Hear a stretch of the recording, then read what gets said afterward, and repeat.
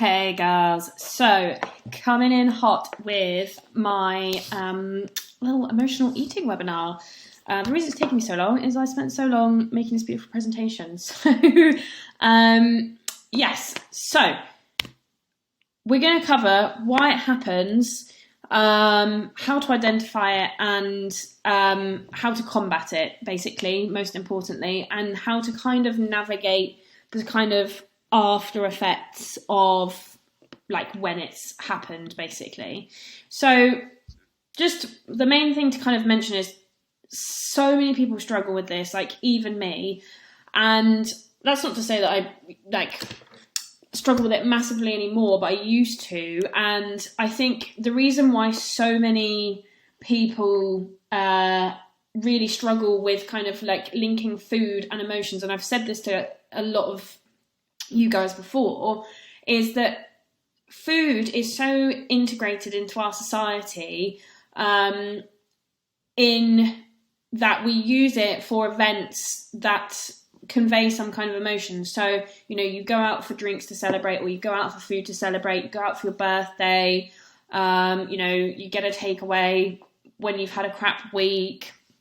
Food and emotion are so interlinked, so it's actually really a very natural response to be resorting to food, you know, in times of emotional turmoil, or, you know, naturally that's what our bodies kind of, or our minds naturally sort of reach for, you know, in periods of emotion. So yeah, it's very normal. It's a very normal human reaction, you know, and it is just a case that, you know, we have, you know, for many of us grown up in a sort of world or society or in a family where, you know, you go out for food a lot to celebrate, or, you know, it is just extrinsically linked with emotion. So emotional eating is a cycle, right? Now, what you want to kind of do is break the cycle around here, which I'll come on to. But the cycle kind of goes, you have a stress or a trigger, and this can be like internal or external. It doesn't need to be, you know, it could be really small, it could be really big. You may not even have known what the stress or trigger is. Yeah, so that's how it basically kicks off.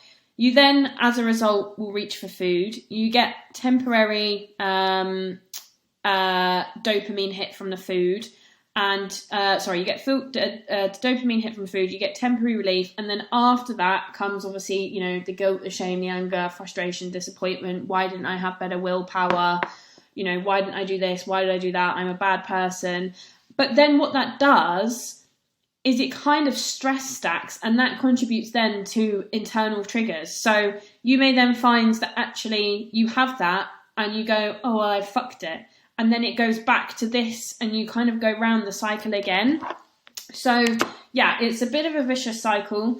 And, you know, this is generally sort of like, you know, and whether you're aware of, you know, these two parts here, because sometimes people, you know, aren't aware. And it's important to say that this isn't a bad thing. It's not that eating food is the issue. It's the mindless side of things and not having the control over it. Identifying it. So I'm sure you will have heard about, you know, emotional hunger versus physical hunger. And sometimes, and I think this can happen a lot in terms of actually sometimes we might label something as a binge when it's not necessarily a binge. It was just mindless eating. And there's kind of a fine line between all of them really, but generally emotional eating is obviously emotional hunger, and it's very different to physical hunger. Now, the way I personally will identify my emotional hunger is I will say things like, I want something, but I'm not sure what. Or I'll just suddenly get these intense cravings and be unable to think of anything else. And that is when I generally will know that it's an emotional side of things. I mean, literally just before I started recording this, I was like, oh my God, I really need a hot chocolate. And I was like, that was genuinely all I could think about. But it wasn't like, I don't need it because I'm hungry. It's literally I need something cozy and warm, and it's an emotional, you know, it's an emotional thing. But basically, whenever you have these kind of, and this is a really good way of intervening at that sort of trigger side of things, but when you have the sort of emotional hunger pangs, it's generally sort of in your head. You may then, as in a sort of emotional response, feel anxious or panicked about it. As I said, it hits suddenly and it feels really urgent, and it's really specific. And it's usually, sugary processed foods like cookies, or like I've just had, it was chocolate. And yeah, it's usually like just all consuming. That's where it takes over. With obviously physical hunger, and I mean, I was just doing a check-in now as an example. I was just doing a check-in now, and I was hungry, but it wasn't like so hungry that I was like, I need to stop what I'm doing in order to eat. Like I was like, I can manage this hunger. I'll be able to eat after I've done this check-in. And it was kind of growing gradually as the check-in was going. I could feel my tummy grumbling. That was a really good sort of physiological sign. And I didn't really think like, oh, well, I need to have anything. I just opened the fridge and was like, well, that's convenient. I'll eat that. And I stopped eating when I was full, and I now feel, obviously I've had that emotional, outburst of needing a hot chocolate. But I feel full. I feel satisfied. I felt nice when I was eating it. It was a good experience, and I don't feel any emotions afterwards. But one way that's a really good sort of way of identifying, the emotional versus, physical hunger other than these, is by using a hunger fullness range. Now, you kind of want to be approaching meals around sort of like, like the 5 and 6 sort of range. You don't want to be approaching meals around the 1 and 2, because that's when it's a lot harder to control, and you will find that you suddenly swing from here all the way up to here. But if you can identify, and I'm going to add one of these to the app, so if you want to use it as a tool, you can, but generally when you get those sudden cravings and you're not quite sure whether it's physical hunger or emotional hunger, use the hunger scale app to kind of determine, where you're at, and are you basically, so hungry that you feel sick? Or, actually, if you really think about it, are you at a kind of 7 or 8? So I'll add this, but this is a good way of kind of determining actually whether you are hungry or whether it's, an emotional thing. Another thing that might kind of cause or be a trigger or may mean that you kind of emotionally a lot more frequently than others is because of this deprivation and rebound pendulum, basically. So this is why I always bang on about the fact that it's really important to honour your cravings when you're actually hungry, not necessarily honouring them when you feel the need to emotional eat, but honouring them when you're hungry. And obviously you'll be able to identify that by using the hunger scale. But if you don't honour them and you deprive yourself of that, or you restrict, you will then find like a pendulum swings that actually you can't kind of get your equilibrium back. Like it will then go to this binge sort of side of things. So you may find that if you're depriving yourself a lot, that actually you may feel the need to emotional eat and binge more. So that's another thing to kind of keep in mind. If you are someone that is prone to intense cravings, make sure you're honouring them at a time when you're actually hungry. And, that will just kind of avoid you having these sort of, these pendulums which turn into cycles. In terms of overcoming emotional eating, there's quite a nice little scale that you can follow. And this is basically the steps that you should go through when you get that initial, intense craving for, a hyper-specific item, or, if you feel like you've had a really, terrible morning of meetings and, you need to drown your sorrows in chocolate. Identify your triggers, right? So what you can do is say the cravings have hit, and rather than automatically find yourself at the snack cupboard, just stop. And I'm going to talk about how important taking a pause is in a minute, but just stop and identify what the triggers are. You may already know, You may not know. It could have happened that day, it could have happened earlier that week. But identify the triggers and understand what has caused it, and then therefore you will be able to be a lot more aware of what your actual emotions are, which again I'll come to. So identify your triggers. So you know that you've had a really crap meeting and Dave from finance was a bit of a knob. So you've identified what that trigger point was, right? The next best thing to do is to take a pause, right? Pause, figure out what your emotion is. So is it, irritation? Is it frustration? Are you happy, unhappy? Are you angry? Are you sad?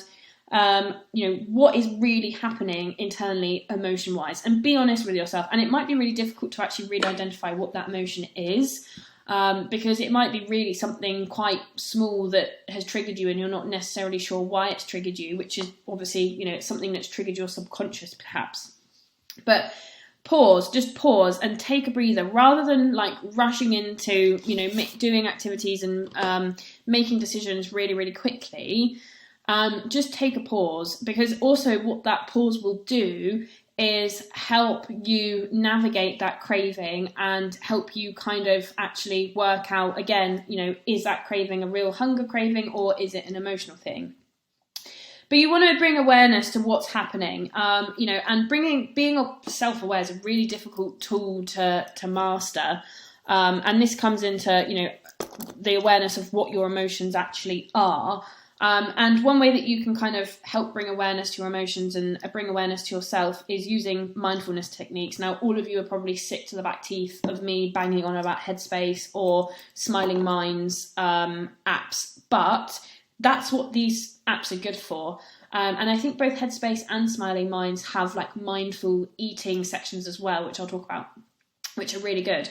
But you want to have a technique or tool that's going to help you bring awareness to what's happening, whether that's sitting and taking 3, really deep breaths, and, just actually sitting with that emotion for a little while, or whether it's actually just trying to calm your brain down a little bit because it's racing, because you've had a really, you've just had an angry spat with a colleague or a partner or something like that.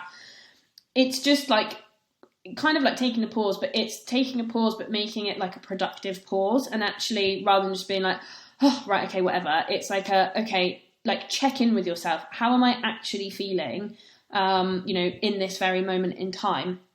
And then you kind of want to make space for what that emotion is. Now, what that means is you kind of want to accept the emotion and let it be what it is. And, that can be quite difficult because sometimes we've got basically 2 types of emotions. So, is it underregulated? i.e., are you sad and you genuinely feel sad and you feel sad, and it's quite easy then for you to make space for that emotion, and be like, no, I'm sad, and therefore I can actually physically identify what it is that I need to make me happier, rather than as a knee-jerk reaction going to food to make me happier.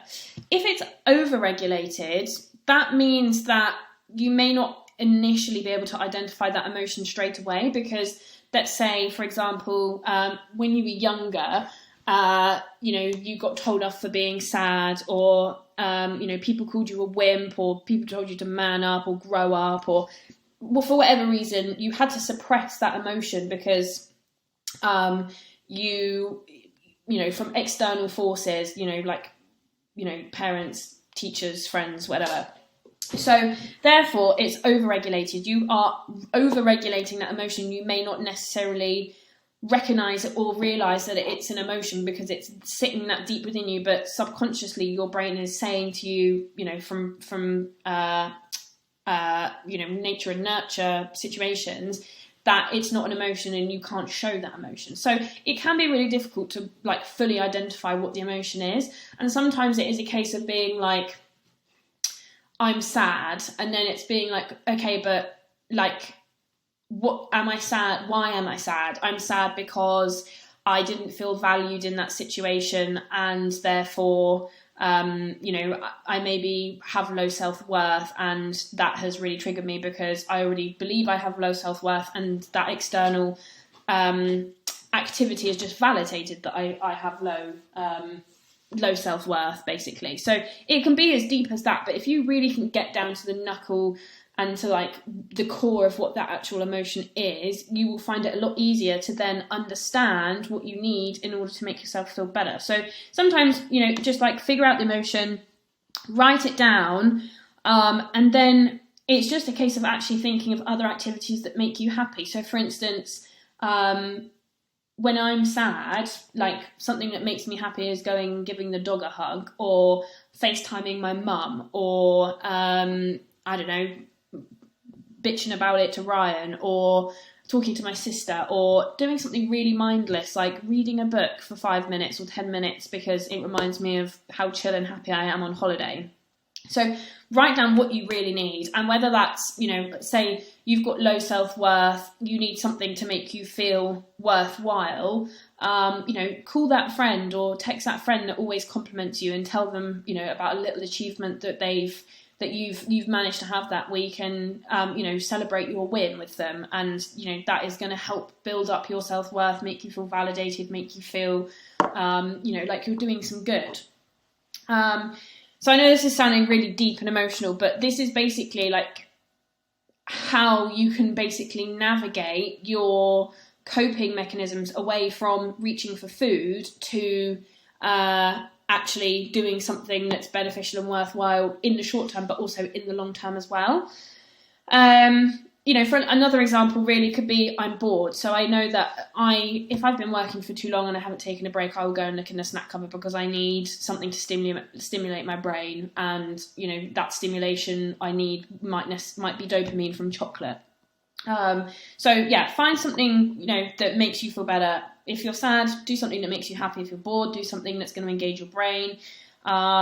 If you're annoyed, find someone, an outlet to vent to, or do some mindfulness, do some deep breathing, and, try and navigate the emotion and do something productive to make yourself feel better.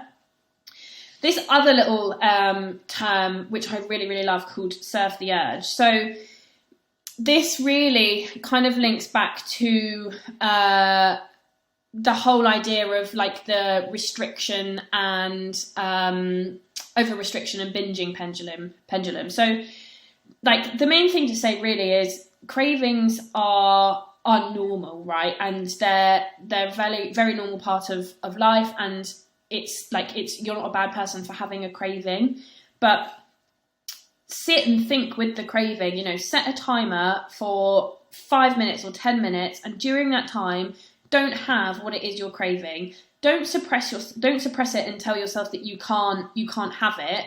But do physically something else to take your mind off the craving. And if you still want that food item when the time is up, then you should have it, because it's probably, a hunger craving. And you can build that timer up from start with 5 minutes, then go to 10 minutes, 20 minutes, 30 minutes, 40 minutes. And that's a really good way of not necessarily always giving into cravings. But I say this all the time, it's a really fine line between obviously not giving into cravings, but at the same time honouring them so that you are having a healthy relationship and a healthy, balanced approach to your food. But because obviously, cravings are a natural part of what life is about, have a plan, like preempt. When I next experience a craving, I am going to do X to either take my mind off it, to kind of determine whether it's a real craving because of hunger or if it's an emotional hunger craving. But preempt it, have a plan of action. So next time put a sticky note on your laptop or something, or around your desk, and just say, next time I have a craving, I am going to set a timer for 5 minutes and read a book. And if you obviously at the end of those 5 minutes are still thinking about it, then honour the craving. And then the last thing, which is really a fancy way of saying remove yourself from the situation, or change the environment to make it harder for yourself to get that food, whether that is removing yourself from the kitchen, removing yourself from the house, removing yourself from the office if someone brings in a snack, or removing yourself from the office kitchen. But yeah, just like remove yourself from the situation, or go as far as maybe not having readily available things that you crave in the house. That's not to say you can't ever eat them, but let's say you surf your urge and you've done it for 10 minutes, 10 minutes is up, and you still really want that food item, but you haven't got it in the house. Go to the shops, walk to the shops, get some steps, get some fresh air. It's a way of obviously taking yourself out, getting some steps, which is always great. But then you can go and buy that item and enjoy it a little bit more, but you also don't have it in the house. If you're not, don't necessarily have the restraint to keep things in your house, then that's a good way of kind of doing that as well. But yeah, sometimes just actually removing yourself straight from the situation will really help.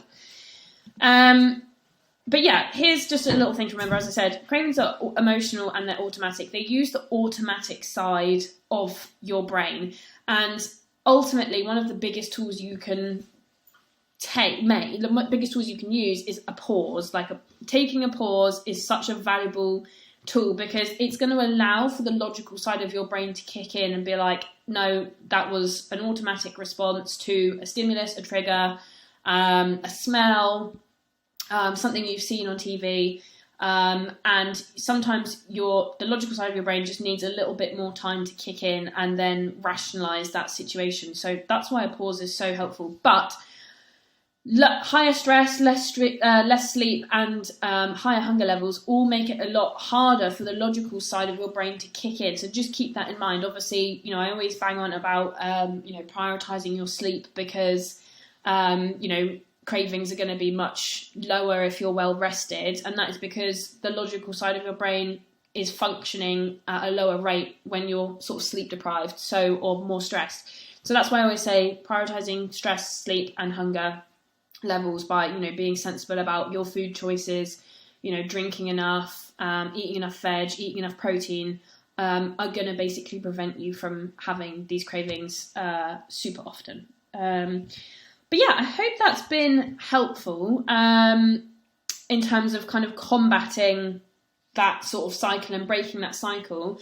But you may find there are always times when actually, you did it very mindlessly and you did not realise that you were emotional eating, even knowing what you now know. And that's fine. I think what you can do is learn from actually how you would break that cycle and those steps that we just went through. In terms of sort of overcoming those feelings of guilt or shame or disappointment, all of those negative feelings. So make space for those emotions. As I said, sit and think about what those emotions are. Are you disappointed with yourself? Are you sad? Are you frustrated? But then understand what you need from those emotions. This is not the time to be self-critical. You may feel disappointed in yourself, but actually the last thing that you then need to make yourself feel better is to actually just be shitting on yourself and be like, I'm a terrible person for doing that. So you don't need self-critical thoughts. You need to get yourself out of those negative emotions. Support, encouragement, that may come from a family member, it may come from your coach. That's exactly what I'm here for. Understanding that, these are our natural responses to a suppressed emotion. And, you need actually a kind word, and you need to be picked up out of the sort of emotional hole that you're in. But you also need to do that to yourself, right? And, I always bang on about not being perfect. And this comes down ultimately to the fact that you are only human. You are not, completely allowed to make mistakes. You are allowed to eat food that you want. You are allowed to have cravings. You're always going to make mistakes. If you mess up, it's okay, because you have to make these mistakes in order to learn from them. And, you may not have noticed that you've emotionally ate, but you may then recognize it afterwards when you're feeling these emotions, and you can then put into practice actually making space for the emotions, understanding what you need, and having a bit of self-compassion. So that is emotional eating. Now, I did mention briefly that apps like Smiling Minds and Headspace have really good mindful eating sections. And I'm not sure I'm going to be able to show you on here, but might do. I don't want a guide for parents. I want... Oh, here we go. Here's a nice little blog.